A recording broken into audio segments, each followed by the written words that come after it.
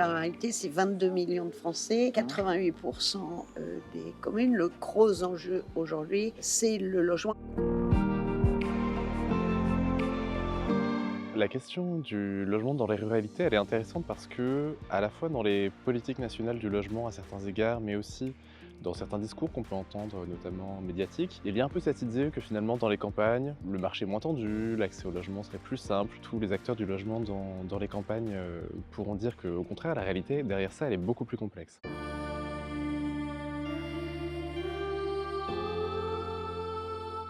Quand les sœurs ont parlé de quitter ce site parce qu'elles ont terminé, ils n'étaient plus qu'une dizaine, donc c'était beaucoup trop grand pour assumer le site. L'association de l'époque s'est rapprochée et donc l'école a racheté l'abbaye suite à ça, puisque les sœurs souhaitaient, il y avait des promoteurs immobiliers qui étaient aussi sur le coup, mais elles voulaient vendre à un organisme à vocation sociale. Cette offre de logement d'internat est quand même très intéressante parce que souvent les jeunes ils parcourent 50-60 km, soit eux par leur scooter, leur mobilette ou les parents ont des longs trajets à faire. Et donc ça, il faut qu'on se préoccupe de ça pour les garder sur nos territoires. En train d'imaginer en fait le logement de demain pour la seniorité et la vulnérabilité. Donc là, vous êtes en train d'inventer des formules qui permettent aux gens de garder leur autonomie le plus longtemps possible, en même temps d'avoir un environnement social un peu sécurisé. Petite Ville de demain nous a fait progresser dans notre réflexion sur notre action communale. Cette maison commençait à se dégrader à la vitesse grand V. Là, l'idée est venue, effectivement, avec Solia, la solidarité pour l'habitat, plus les aides du département. Le département avait effectivement lancé un projet pour aider justement à la réhabilitation de ces biens-là, pour en faire des domiciles groupés pour personnes âgées avec un habitat inclusif. Et on a racheté effectivement cette maison en 2019. Pourquoi donc un habitat inclusif dans des petits centres-bourgs? C'est dans un objectif de revitaliser ces centralités et en même temps répondre à un besoin de logement pour des personnes âgées qui sont dans un parcours résidentiel un peu spécifique. Elles sont un peu âgées pour rester dans une maison qui deviendrait trop grande ou dont la charge serait difficile à assumer financièrement. Et en même temps, ces personnes ne sont pas assez dépendantes pour entrer dans une structure. Il faut construire un parcours résidentiel qui permette aussi qu'à un moment, la formule de viager ou que sais-je puisse permettre de financer une partie de son logement, quoi.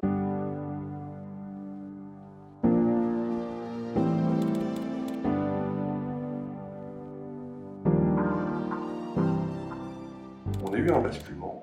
On parle au sein de la direction générale, mais aussi de la direction de l'habitat, de l'urbanisme et des paysages, on parle beaucoup plus d'espace, on parle beaucoup plus de foncier. Comment acquérir le foncier? Avec une problématique, mais vous l'avez déjà évoqué, un foncier qui coûte cher, une volonté légitime de se ruer des foncières, mais du coup des opérations qui coûtent plus cher.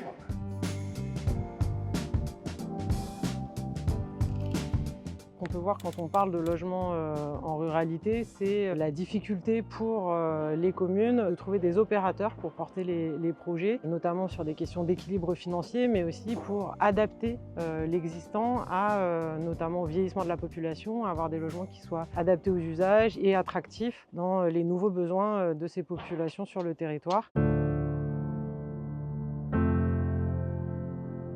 Au cours des 2 derniers jours, nous avons visité plusieurs communes de Charente qui portent des projets assez différents dans leur forme. Ces projets émanent d'une pluralité d'acteurs. Ça peut aller du particulier, la famille, qui développe elle-même son projet d'accueil familial ou de béguinage, jusqu'à des projets beaucoup plus structurés dans lesquels on fait intervenir des acteurs associatifs qui interviennent à la fois sur la question de la production de ces logements-là, mais qui interviennent également sur la gestion et l'animation de ces lieux de vie-là. Ici, c'est la rencontre d'un projet de transition écologique qui est né en 2016 et d'un domaine qui était en peine de trouver des personnes pour le faire revivre. Nous avons une structure coopérative, la Société coopérative d'intérêt collectif, qui, elle, est la propriétaire dont nous sommes sociétaires. Quand je dis nous, c'est autant les habitants, mais ça peut être les institutions. La mairie de Célède pourrait devenir partenaire. L'intention est de faire de cette société coopérative un commun de territoire. C'est qu'à terme, cette société soit co-gérée par l'ensemble des acteurs de ce territoire. On a enfin les collectivités locales et les bailleurs sociaux qui interviennent soit en soutien, soit carrément en initiative de ces projets-là.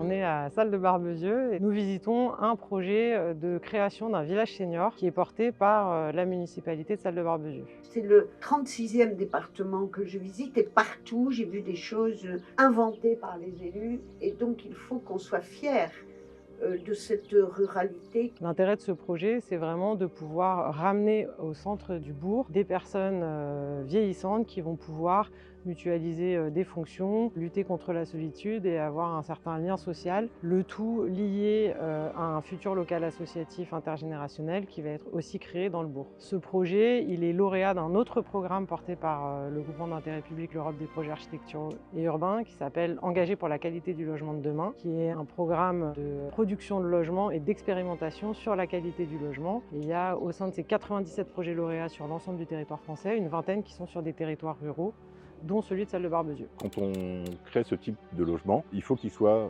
intégré dans la commune, dans le paysage local et qu'il puisse tout simplement apporter des choses au village, comme le village peut apporter des choses en retour. La Charente, elle montre bien tout le degré de complexité qu'on peut retrouver derrière ce fonctionnement des marchés immobiliers et des parcours résidentiels pour les habitants, parce qu'on a à la fois une pression sur la demande de logements sociaux qui s'est fortement accrue depuis 2020 et la crise de la Covid-19. On a parallèlement un nombre de logements vacants qui, bien qu'il soit plus important dans d'autres territoire n'est quand même pas négligeable. On est à 11% en Charente de logements vacants et on a des besoins en logement qui aujourd'hui ne sont pas toujours couverts. Finalement, le cas de la Charente, il est intéressant parce qu'il montre bien que ce n'est pas parce qu'on a des logements vacants qu'on va nécessairement trouver automatiquement une réponse pour des besoins en logement. Il faut faire ce travail très fin de mise en adéquation entre des besoins très particuliers propres à certains âges de la vie, à certaines occupations, à certains types de ménages, et le parc de logement tel qu'il est existant. La caravane des ruralités, c'est vraiment, je trouve, une mise en valeur assez fine, voire très fine d'ailleurs, on l'a vu, de nos territoires, de ce qui s'y passe. Identifier, valoriser et diffuser. C'est-à-dire ce que vous avez fait ici,